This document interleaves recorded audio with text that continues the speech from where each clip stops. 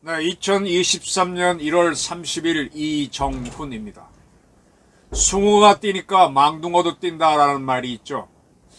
오늘 언론을 보고 있다 보니 그 말이 떠오릅니다. 문재인이 뛰니 이재명이도 뛰었네. 네, 제가 거듭해서 이 주사파들이 김영삼 때 정치권에 들어와서 이 민주당을 인질로 삼았죠. 그래서 지금은 문재인을 아바타로 내세워서 자기 세상을 만들어서 또 그 사람들이 하는 게 대북하고 하는 거, 북한하고 하는 거밖에 없잖아요. 그걸 하다가 많은 모순에 부닥쳤죠. 통계도 조작하고 원자력도 세우고 했다가 지금 난방비도 오르고 막 문제가 생기고 있습니다. 그들이 그걸 몰랐겠습니까? 그래서 다시 정권을 5년을 이어가려고 숙주를 찾았죠. 그 숙주가 이재명이었다라고 저는 거듭해서 분석해 왔습니다. 그 분석이 거의 맞다는 검찰 수사가 하나씩 나오고 있습니다. 정리해 드리겠습니다. 쌍방울 전 회장 김성태 씨 한국에 들어와서 조사를 받고 있죠. 그가 이북에 300만 달러를 줬는데 이유가 뭐냐? 이재명 당시 경기도지사가 북한에 가게 하려고 했다는 겁니다. 그리고 이재명과 김성태는 서로 만난 적이 없다 그랬는데 직접 통화를 한 사실이 확인되고 있습니다. 그 김성태 씨는 알다시피 조폭 출신이죠. 조폭이 옛날 독립군과 더불어 쌍방울이 유명한 네이 회사였는데 쌍방울을 접수를 해버렸죠. 그리고 그 쌍방울에서 그러한 조폭회사 쌍방울에서 고문과 사회이사를 지낸 사람이 이화영입니다. 이화영은 지금 이재명 씨가 상당히 코너에 몰리고 있는데 지금 조용히 엎드려 있는 사람이 박지원 씨는 새로 입당을 했으니 열심히 떠드는데 이해찬은 의외로 조용합니다. 저는 장차 이해찬 씨도 조사를 해야 된다고 봅니다. 대북 커넥션과 관련해서. 특히 이화영 씨가 이해찬 씨랑 가까운 사람이죠. 그래서 오랫동안 쌍방울에서 고문과 사회이사를 지냈던 이화영 씨가 2018년 선거에서 이재명 씨가 성남시를 떠나서 경기도지사에 도전해서 당선이 되죠. 그러니까 부지사가 되는데 평화부지사가 됩니다. 평화부지사. 이게 뭡니까? 아니 경기도가 물론 개성 같은 경우도 과거에는 경기도죠. 약간의 경기도의 북쪽이 이북에 있긴 하지만 경기도가 안보 문제를 다룰 단체가 아니잖아요. 근데 무슨 평화부지사를 둬. 2018년 7월에 이제 평화부지사가 되는데 그 1년 2개월 전에 문재인 씨가 대한민국 대통령이 됩니다. 그리고 7월이면은 벌써 판문점에서 정상회담을 하고 그 다음에 싱가포르에서 미북 정상회담이 있고 난 다음이죠. 그리고 9월 달에는 문재인 씨가 이북에 가서 다시 김정은을 만나는 정상회담이 예정되어 있을 때입니다. 이럴 때 이재명 씨는 경기도지사가 되니까 이화영 씨를 평화부지사로 임명합니다. 그리고 이제 2018년에 행사가 있고 2019년 2월 달에 하노이 노딜이 있죠. 하노이 노딜이 있고 난 다음부터 일이 꼬이죠. 그러니까 2018년 9월 달 평양 정상회담 때 열심히 뛰어들었습니다. 그리고 나서 2019년 2월 달에 하노이 노딜, 유명한 하노이 노딜, 아주 바보로 만드는, 그렇게 해서 완전히 김정은이가 바보가 되니까 자기가 바보짓 한 거잖아요. 근데 그 책임을 누구한테 떠넘깁니까? 문재인한테 떠넘기죠. 북한에서 누구한테 책임을 떠넘기게 되면은 그 통수권자는 자기니까 자기가 욕을 먹으니까 문재인을 삶은 소대가리, 특등, 머저리, 뭐 어쩌고 욕을 딛다 하면서 문재인은 상종도 못할 사람으로 만들어버렸고, 실제로 2019년 6월달 판문점에서 트럼프를 한 번 더 만나려고 할 때 길을 쓰고 문재인은 안 만나려고 했는데, 트럼프도 싫어했는데 문재인 씨가 밀고 올라가는 그런 해프닝 아닌 해프닝을 만들었습니다. 참 창피한 일이죠. 네. 그렇게 이제 2019년이 들어갔는데 이때 또 하나 곰바우 짓을 한 게 이재명이에요. 왜냐? 지금 이재명 씨가 이 주사파들이 하는 게 대북하고 어떻게 하는 거 외에는 없잖아요. 그때 한참 이 친구들이 뭐 한다고 할 때니까 문재인 씨가 이북에서 틀어막아 버리니까 뭐 모든 사람 동원해서 뚫으라고, 임종석이도 뚫으라고 막 엄명히 막 날아갈 때죠. 그래서 이제 이화영이가 뛰어다니고 하는데 그때 김성태 씨가 움직이는 겁니다.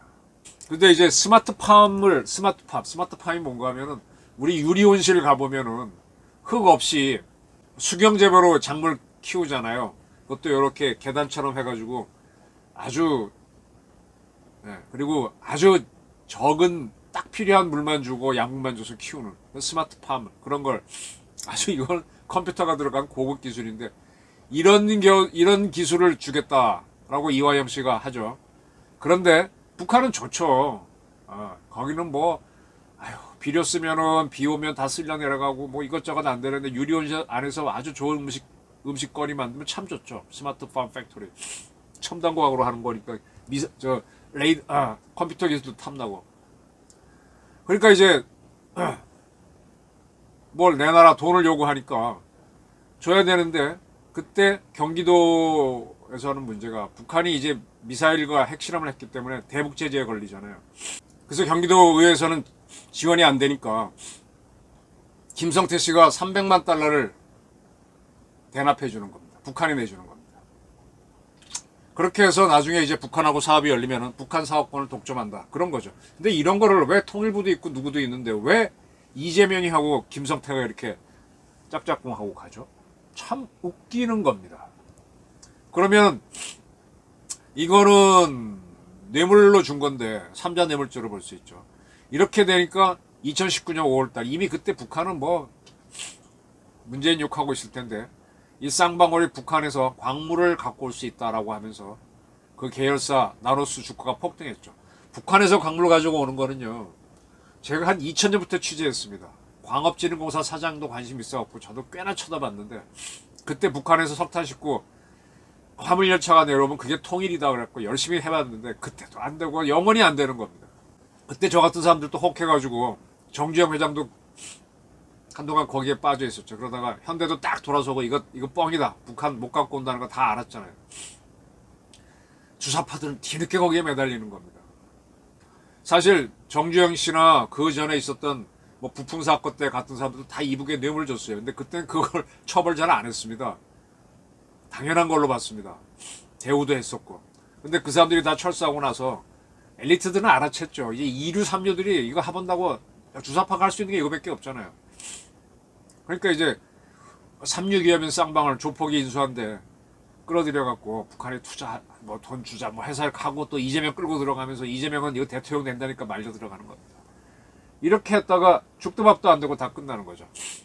이러한 것들이 지금 검찰 수사에서 드러나고 있고, 김성태가 자백을 하니까 나오는 거죠.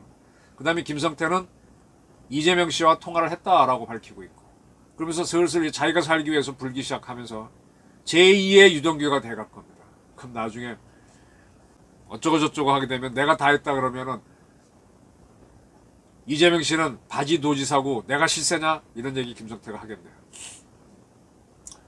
자, 이재명 씨가 점점 코너에 몰리니까 검찰이 또 추가 소환한다니까, 아니 내가 대선에 졌으니까 오라면 가겠다 그러고 있습니다. 지금 유동규 축선이 무너졌고 김성태 축선이 무너져 가고 있고, 김만배도 상당히 곤란하니까 거기도 무너져 가고 있고, 남옥하고 정영학은 일찌감치 무너졌고, 이제 김용, 정진상 남았는데 두 사람이 뭐 보석 신청하고 그러는데 거기도 이제 나중에 괴로우면 진실을 얘기하면 뭐 다 무너지죠. 그러면 이재명 씨가 그래 동지로 삼았던 사람들이 다 배신을 하는 거네요. 근데 사실은요, 배신은 이재명이 먼저 했습니다. 그 사람들은 책임 없다, 나를 잡아가라 하고 자기가 나섰어야지. 두 사람이 목숨을 끊을 때까지 가만히 있고 나는 모른다 그러니까 사람들이 바보입니까? 이 리더를 하려면요, 제일 전선에 나서서 자기 희생을 해야 됩니다. 대통령이 되고 싶은 욕심에 그 니들 먹을 거 줬잖아 하는 것 때문에 반기하면은, 그 먹을 거 받은 거에 대해서는 내가 책임지지만 큰 거는 네가 책임져라 하는 그런 죄수의 딜레마에 의한 배신이 일어납니다. 그걸 당하고 있는 겁니다. 지금 민주당은 2월 4일날 장외투쟁을 하겠대죠. 뭐 윤석열 어쩌고 하면서 뭐 검사 독재, 민생 파탄, 민생 파탄이란 거는 문재인 정권에서 만들었죠. 아주 자기네 이념 때문에 쓸데없는 데 돈을 쓰고, 소득 주도 성장이니 뭐 원자력을 죽이고 그걸 감추기 위해서 통계를 조작하고 참 답답합니다. 결국은 뭐냐? 문재인 따라하게 한 거예요. 문재인도 참 운이 좋아서 박근혜라는 사람이 탄핵을 당하다 보니까 그런 기회를 잡았죠. 근데 그걸 똑같이 따라하다가 이 개망신을 당하고 있습니까? 이제 민주당 의원들이 장애 집회에 나가서 으쌰으쌰는 해주겠지만 점점 열도를 떨어질 거고, 저는요 이재명과 비교하고 싶은 사람이 민주당 전 대표였던 송영길입니다. 지금 송영길은 프랑스 파리에서 그랑제골에서 개건 교수인가 하면서 룰루랄라 하고 있습니다. 이 골치 아픈 민주당을 떠나가지고 6개월 동안 파리에 자유롭게 지내고 있습니다. 그 송영길 씨가 내준 계양을에 들어와갖고 지금 이재명은 이게 무슨 꼴입니까? 그냥 대통령 선거 졌을 때 자기가 파리 그랑제골 가서 한 몇 달 있다 오는 게 훨씬 낫지. 지금 이낙연 씨도 미국 가서 조용히 잘 있지 않습니까? 홍준표도 지난 대선에서 졌을 때, 이번 말고 문재인한테 졌을 때 미국 갔었어요. 저한테 가기 전에 전화하면서 어쩌고 저쩌고 하고 간 기억이 나는데, 왜 여기서 남아가지고 모든, 자기가 앞장설 것 같지만 모든 화를 다 혼자 먹고 있냐. 예, 자기가 뿌려놓은 것 때문에 막아줄 줄 알았지. 천만의 말씀, 만만의 콩떡. 결국은 따라쟁이. 숭어가 떼니까 망둥어도 뛰듯이 이재명은 문재인 따라 하게 하다가 망신수로 간대요. 이거 어떻게 합니까?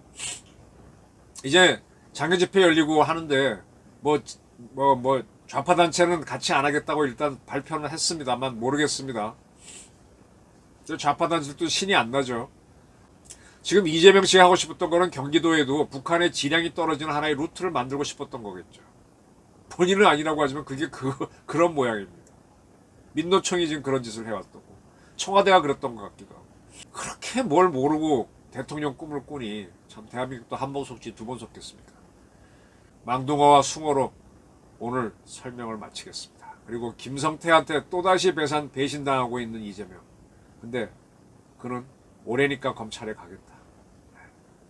민주당은 막바로 배신할 수 없으니까 장애투쟁은 하긴 할 겁니다만 서서히 열도를 줄여가면서 이재명을 위하는 척 하면서 이재명을 서서히 버리겠죠. 네.